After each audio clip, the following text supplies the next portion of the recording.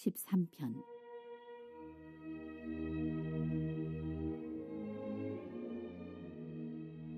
여호와여, 어느 때까지니이까? 나를 영원히 잊으시나이까? 주의 얼굴을 나에게서 어느 때까지 숨기시겠나이까? 나의 영혼이 번민하고 종일토록 마음에 근심하기를 어느 때까지 하오며, 내 원수가 나를 치며 자랑하기를 어느 때까지 하리이까? 여호와 내 하나님이여, 나를 생각하사 응답하시고 나의 눈을 밝히소서. 두렵건대 내가 사망의 잠을 잘까 하오며, 두렵건대 나의 원수가 이르기를 내가 그를 이겼다 할까 하오며, 내가 흔들릴 때에 나의 대적들이 기뻐할까 하나이다. 나는 오직 주의 사랑을 의지하였사오니 나의 마음은 주의 구원을 기뻐하리이다. 내가 여호와를 찬송하리니 이는 주께서 내게 은덕을 베푸심이로다.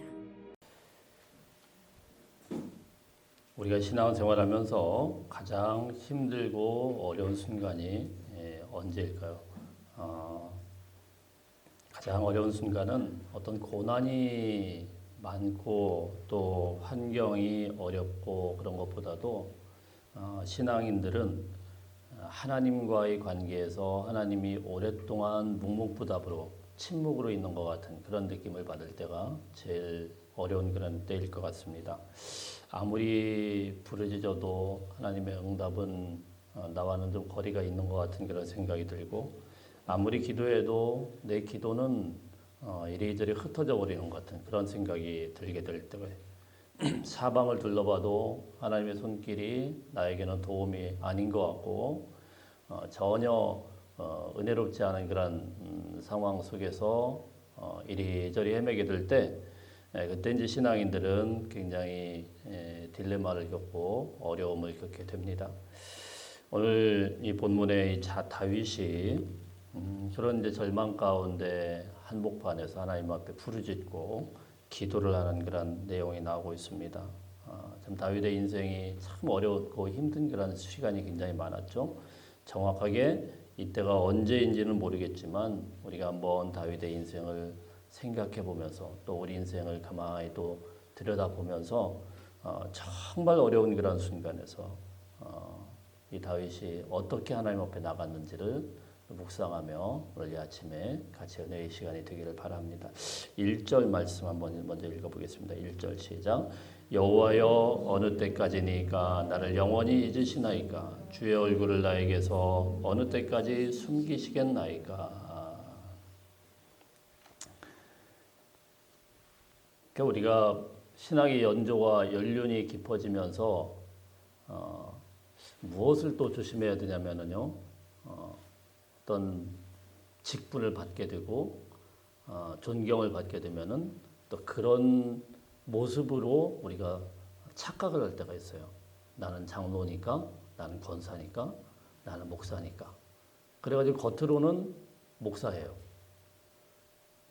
겉으로는 장로예요. 그래서 굉장히 점잖고 목사가 체면이 있지, 이런 데서 이렇게 사람들 앞에서는 다 그런 모습으로 서야 돼요. 목사님이 뭐 철석철석 대가면서 막 이리저리 예. 제가 왜 웃었는지 아시죠? 꼭 제가 제 모습 같아가지고 이리저리 다니고 이러면 어떤 때는 좀 가벼워 보이잖아요. 예. 목사님은 좀 목사님의 모습. 예. 그리고 우리 장로님은 또 장로님의 또 어떤 권위, 자, 이런 모습 속에 또 권사님은 또 권사님의, 그래서 사실은 내가 그렇지 않은데 내가 하나님과 아주 깊은 교제를 나눈 것 같고 믿음도 훨씬 다른 사람보다 큰 것처럼 이렇게 다른 사람들 앞에서는 존경을 받으니까 그렇게 생활을 합니다.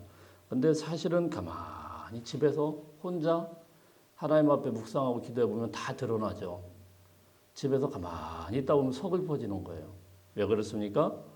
내가 실제는 그렇지가 않거든요. 실제는 하나님 앞에서 내가 하나님의 앞에 성도로서는 목사든 장로든 권사든 아무 소용이 없어요. 뭐가 우리를 힘들게 만듭니까? 나는 신앙인이고 나는 권사이고 나는 직분자이고, 그런데 왜 힘듭니까? 영적으로 힘들어지는 거예요. 영적으로. 교회 안에서는 대단한 사람처럼 이렇게 처럼 사는데 내가 혼자 있을 때는 그렇지가 않잖아요. 처럼 사는 게 아니잖아요. 내가 혼자 있을 때는 하나님과 나 사이에 영적인 교통이 없게 되면, 영적인 교제가 막히게 되면은 너무너무 힘들고 지치는 그런 상황으로 신앙이 가는 겁니다. 그래서 신앙생활이라는 거는 항상 하나님과의 관계에서부터, 이 소통에서부터, 거기서부터 회복이 일어나야 되는데, 밖에서는 우리가 하나님 앞에 대단한 믿음의 사람인 척하면서 사는데, 혼자 가만히 생각을 해보면 너무나 서글픈 거죠. 내가 뭐 하는 건가 싶고, 내가 도대체 이런 생활을 언제까지 해야 되는가 싶고, 자, 이런 거 아니겠습니까? 예. 그러다 보니까 참 우리가 이해 못할 그런 일들이 가끔 일어납니다. 예. 제가 얼마 전에도 그런 분 한번 잠깐 이야기한 것 같은데, 예. 참 대단한 목사님이셨는데 굉장히 서울에서도 막 이리저리 영향력 끼치고 설교 강해집도 막 내시고 막 이런 분이었는데, 잘 나가다가 갑자기 자살을 하셨어요. 이해가 잘 안 되죠. 어떻게 이렇게 잘 나가시던 분이. 근데 저는 곰곰이 생각해 보면서 홀로 계실 때 어떤 분인지 모르겠지만 굉장히 답답하고 힘드셨겠구나. 예, 그분이 신앙적으로 몸부림치려고 하면 기라성 같은 그런 설교를 하고 뭐 이렇게 했는데, 혼자 가만히 생각을 해보면 그때 이제 영혼의 우울함과 답답함이 오는 거 아니겠습니까? 예, 다윗도 마찬가지입니다. 너무너무 답답했어요. 다윗이 어떤 사람입니까? 이스라엘의 왕 중의 왕이고 하나님의 마음에도 합한 자다라는 평가를 받는 위대한 사람입니다. 그에게 그 믿음에 있어서는 항상 승승장구할 것 같았는데, 그런데도 다윗에게 답답한 순간이 찾아왔다라는 겁니다. 그래서 오늘 1절에 보면은 여호와여 어느 때까지입니까? 나를 영원히 잊으십니까? 이러면서 탄식하며 주님 앞에 나가는 거예요. 사랑하는 성도 여러분, 우리가 한 가지 기억해야 될 게 있습니다. 하나님 앞에서는요, 다윗과 같아야 돼요. 하나님 앞에서 무슨 척하면 안 돼요. 하나님 앞에서 목사가 어디 있고 장로가 어디 있고 권사가 어디 있습니까? 하나님과 우리 사이에서는 1대1의 관계에 있어서는요, 다윗과 같아야 돼요. 여호와여 어느 때까지입니까? 하나님 나를 숨기면 안 됩니다. 그리고 다윗은요, 솔직하게 나갔어요. 하나님 앞에서 숨기고 하나님 앞에서도 그런 척 해가지고는요, 아무런 유익이 안 됩니다. 자, 2절 한번 읽어보겠습니다. 2절 시작. 나의 영혼이 번민하고 종일토록 마음에 근심하기를 어느 때까지 하오며 내 원수가 나를 치며 자랑하기를 어느 때까지 하리까. 자, 여기서 1절, 2절 가만히 읽다 보면은 반복되는 말이 하나가 있죠. 어느 때까지라는 말이 있습니다. 어느 때까지. 4번이나 반복됩니다. 얼마나 이 다윗이 답답하고 어려웠는지를 아시겠죠. 하나님의 임재가 나타나지 않고 하나님의 응답도 나타나지 않고 아무리 부르짖어도 하나님은 내 기도를 안 들어주시는 것 같은 그런 상황. 이스라엘의 왕이라고 큰 소리 치면서 밖에서는 뭐 호령하면서 다니고, 난 하나님의 사람이라고 큰 소리 치면서 다녔지만은 혼자는 이것 때문에 너무 괴로워하는 거예요. 우리 다 있습니다. 저도 있습니다. 저도 많아요. 어떤 때는 너무 괴로워요. 혼자 있을 때. 내가 뭐 하는 건가 싶기도 하고. 왜냐면은 매번 나가서 목사니까 또 성도들 앞에서는 어쨌든 내가 마음의 상태와는 상관없이 내 상황과는 상관없이 목사로서의 직무를 행하다 보면 또 거기에 맞는 그런 실제의 삶은 그렇지 않다고 하더라도 또 그렇게 또 말씀을 전하고 해야 될 거 아닙니까? 근데 사실 곰곰이 되짚어 보면은요, 솔직히 이런 거예요. 하나님, 도대체 내가 뭐 하는 겁니까? 이럴 때가 있어요. 있죠.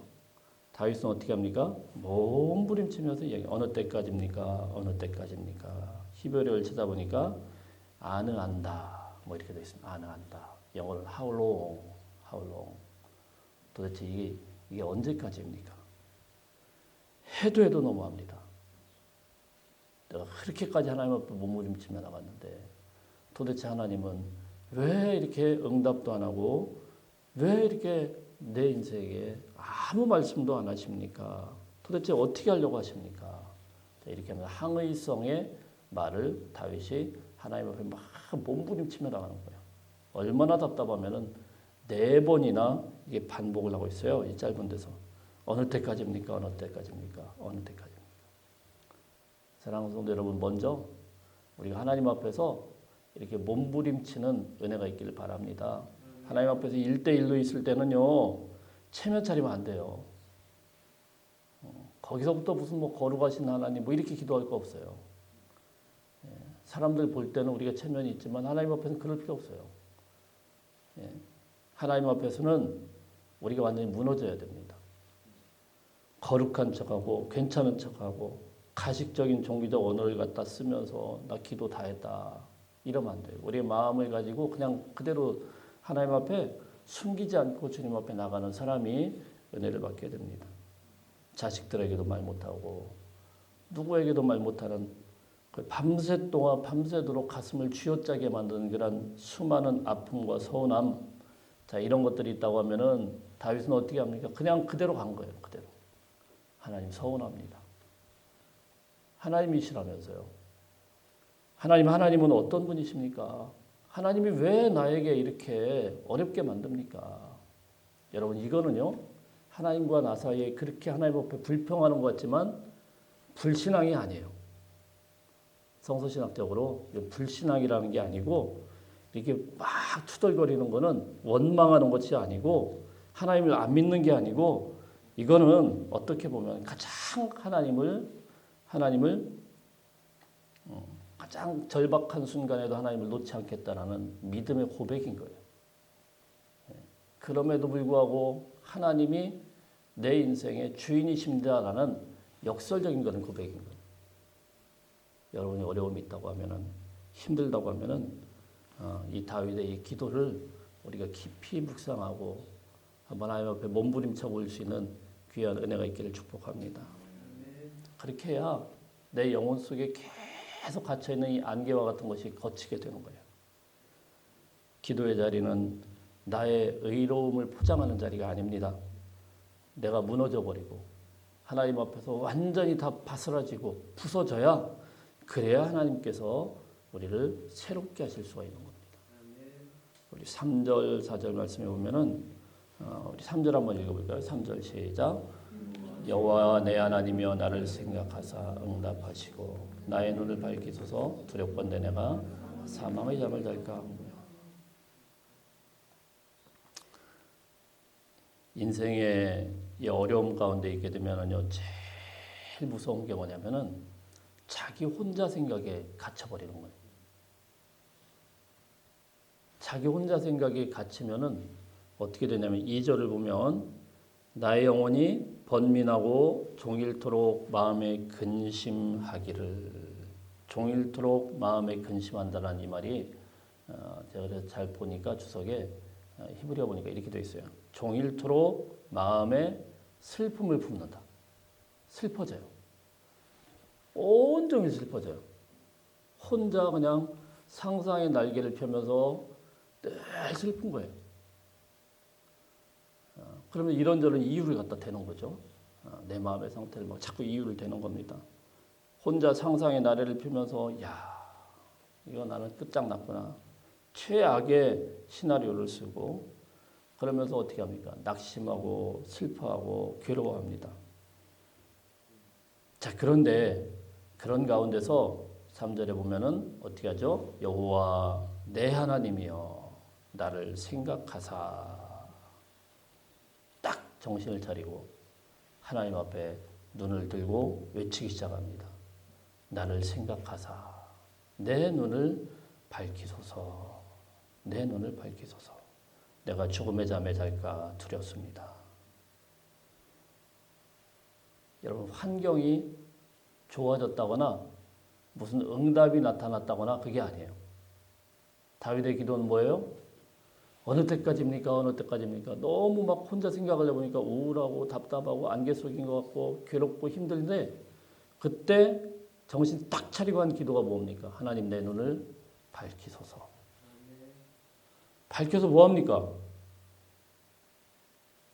밝혀서 하나님을 바라보길 원하는 거죠. 예. 이 눈이 밝아진다는 것이 무슨 뭐 내가 갖고 있는 어떤 지병이 나았다거나 꼬여진 문제가 해결됐다거나 상황이 나아졌다거나 이래서 눈이 밝아지는 게 아니에요.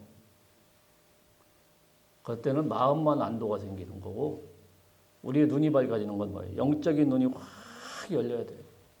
그래야 상황을 해석하는 상황을 다르게 보는 그런 눈이 생기게 되는 거죠. 우리가 고난에만 집중하면은 고난이 하나님보다도 훨씬 더 커져요. 우리가 겪고 있는 그런 질병들 거기에만 계속 집중하면은 세상 다 끝나버려요. 아무리 암세포가 우리를 장악한다고 하더라도 아직 살아있다고 하면 죽은 게 아니에요. 세상에는 기적이 없는 것 같지만 기적이 있어요. 생각보다 많이 있어요. 동료 목사님들한테 가끔마다 깜짝깜짝 놀랄 이야기를 들어요. 백혈병이었는데 아들이 백혈병이었는데 정말 기적적으로 특급성 백혈병이면은 사실 쉽지 않거든요. 기적적으로 아무것도 안 했는데 살아났다. 어떤 사람은 딸이 아는 선교사님 딸이 혈액암으로 오랫동안 괴로워서 어쩔 수 없이 인도에서 여기 돌아와가지고 다 내려놓고 그냥 얘 이제 죽었구나 싶어서 우리나라에서도 손 못 쓴다고 해서 저쪽 섬에 가고드라는 섬에 거기에 들어가가지고 그냥 그 딸도 그냥 이제 나 그냥 뭐 다른 거 손 안 쓰고 하나님이 불러주시면 가겠다라고 들어갔는데 살았어요. 완치가 됐는데 또 재발했어요. 또 살았어요. 여러분 하나님께서 불러가셔야 불러가는 거예요. 너무 거기에 골똘하면은 다 끝장나 버립니다. 근데 어떤 사람은 다 끝장난 것 같은데도 거기서 소망을 놓지 않고 하나님을 보니까 하나님의 은혜가 보이는 거예요. 야, 이 가운데서도. 그래서 우리 그 목사님이 그러더라고요. 그 선교사님이. 야, 우리 딸을 하나님이 정말 크게 사용하시려나 보다. 크게 사용하시려나 보다. 물질의 어려움만 막 취해가지고 거기 전전긍긍하면은요 하나님의 위대하심보다도 물질이 더 커 보여요. 그래서 여러분 사탄은 계속해서 우리 귓가에다가 이런 믿음을 시험하는 소리를 계속 놓는 겁니다. 네가 믿는 하나님이 너를 버렸다.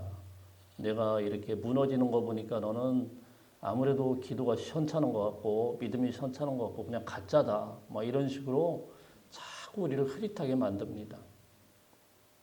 자, 그때 어떻게 한다고요? 하나님, 나의 영적인 눈을 열어주십시오. 다윗은 이렇게 기도했습니다. 영적인 눈을 활짝 열어주십시오. 우리 4절 읽어볼까요? 4절 시작. 두렵건대 나의 원수가 이르기를 내가 그를 이겼다 할까 하며 내가 흔들릴 때 나의 대적들이 기뻐할까 하나이다. 다윗이 왜 내 눈을 밝혀달라고 했습니까? 자기가 무너지게 되면 악한 자들이 승전가를 부르고 그거는 결국 하나님의 그 명예에도 손상을 입는 것이다. 이렇게 이야기합니다. 자, 이렇게 될 때 원수가 나를 욕하면서 야, 네가 믿는 하나님도 별거 없구나. 막 이런 식으로 욕할까. 다윗은 그걸 이야기하는 거죠. 그래서 하나님 앞에 우리의 시선을 바꿔달라고 기도하는 겁니다. 이 아침에 우리가 무엇보다도 나의 문제 속에서도 나의 어려움들 속에서도 하나님을 향한 그런 믿음의 그 시선들이 그 영적인 시선들이 활짝 열리는 저와 여러분들이 다 되시기를 축복합니다. 자, 이렇게 눈이 확 열리면은요 그때 이제 비로소 살 길이 보이게 되죠. 5절 읽어봅니다. 5절 시작. 나는 오직 주의 사랑을 의지하여 싸우니 나의 마음은 주의 구원을 기뻐하리이다. 시편 13편을 쭉 읽다가 깜짝 놀라는 자리가 바로 이 4절과 5절 사이입니다. 4절까지는 막 너무 힘들다고 눈을 좀 열어달라고 이러다가 갑자기 원수가 이길까 두렵고 내가 흔들리고 무섭습니다. 막 이렇게 벌벌 떨던 다윗이 5절에 가면은 어떻게 합니까? 내 마음은 주의 구원을 기뻐하리이다 하고 막 춤을 추면서 찬양하기 시작해요. 현실을 보면은 바뀐 게 전혀 없어요. 아직도 사울은 군대를 가지고 막 여전히 동굴 밖에 서서 막 눈이 시뻘게 져가지고 언제든지 죽이려고 다윗에게 막 쳐들어오고 있고, 누가 적인지도 분간이 안 갑니다. 누가 나를 배신할지도 몰라요. 항상 어려움이 있어요. 이러다가 나 금방 죽어도 하나도 이상하지가 않아요. 오늘 죽을지 내일 죽을지 전혀 장담할 수 없는 그런 상황이 계속 벌어지고 있어요. 당장 뭐가 문제가 해결된 거 아무것도 없습니다. 통장 잔고가 뭐 나아진 것도 없고, 몸의 병의 통증이 사라진 것도 아니고, 그런데 어떻게 이렇게 극적인 반전이 일어납니까? 사실 이 말씀을 가만 보면 히브리어에 바니란 말이 맨 앞에 있어요. 나아진 거 없지만 5절 앞에는 그러나 나는입니다. 그러나 나는. 의지적으로 선언을 한 거예요. 의지적으로. 그러나 나는 내 감정과 상황을 붙들지 않겠습니다라는 거예요. 내 감정과 상황을 붙들지 않고 나는 오직 주의 사랑을 의지하여 싸우니. 할렐루야. 주의 사랑을 의지하여 싸우니. 이 주의 사랑은 무엇입니까? 우리가 가장 유명한 히브리어죠. 헤세드라는 말을 헤세드. 하나님의 언약적인 사랑. 언약이라는 건 무엇이냐? 관계 속에서 오는 거예요. 하나님과 나의 관계 속에서 오는 사랑. 부모님이 상황에 따라서 자식을 사랑하고 안 사랑하고 그러진 않죠. 관계 속에서 아이를 사랑하는 거죠. 애가 잘할 때나 못할 때나 망했을 때나 애는 애죠. 그런 사랑을 붙들고 하나님 앞에 기도하는 겁니다. 나는 오직 주의 사랑, 주님과의 관계, 그 사랑을 가지고 그리고 찬양을 하는 겁니다. 사랑하는 성도 여러분, 우리 기분은요 하루에도 수십 번, 수백 번씩 맨날 바뀌어요. 좋았다가 또 싫어지고 싫었다가 또 좋아지고, 기다리면 바뀝니다. 그 지혜로운 사람은 감정을 갖다가 조금 이렇게 됐을 때 막 올라올 때 좀 멈출 줄 아는 사람이 지혜로운 사람이에요. 그죠? 막 폭발하려고 할 때 한 1, 2분만 멈춰보면 금방 가라앉아요. 그게 잘 안 되죠. 근데 감정에 따라서 우리가 신앙생활을 하면 그렇습니다. 왔다 갔다 이래요. 그러나 다윗은 무엇입니까? 어디에다가요? 하나님의 언약적인 사랑, 헤세드. 주님의 인내하심으로 인하여, 주님의 사랑하심으로 인하여 내가 주님을 찬양하겠습니다. 자, 그랬더니 6절에 이런 고백이 나옵니다. 6절 한번 같이 읽겠습니다. 6절 마지막으로 시작. 여호와를 찬송하리니 이는 주께서 내게 은덕을 베푸심이로다. 은덕을 베푸심이로다. 이게 완료형이거든요. 하나님께서 은혜를 베푸셨다. 베푸셨다. 이미 상황은 전혀 바뀐 건 없지만 이미 하나님께서 우리에게 은혜를 베푸셨다. 아직 눈앞에 어떤 구원이 오지를 않았지만 하나님이 언약을 가지고 하나님을 찬양하니까, 그러니까 이미 하나님께서 우리 인생에 충만한 은혜로 답하고 계신 거예요. 오늘 이 말씀 기억하시면서 혹시라도 저와 여러분들의 삶 가운데서 어려움이 있고 괴로움이 있고 불편함이 있고 다윗과 같은 답답함이 있다고 하면 어느 때까지입니까? 주님 솔직하게 주님 앞에 부르짖고 기도할 수 있는 은혜가 있길 바랍니다. 그리고 그 기도 속에서 그 언약 속에서 우리를 붙드시고 여전히 우리의 인생을 이끌고 계신 하나님의 은혜 안에서 찬양하며 승리할 수 있는 귀한 성도님들의 인생들 다 되시길 축복합니다. 기도하겠습니다.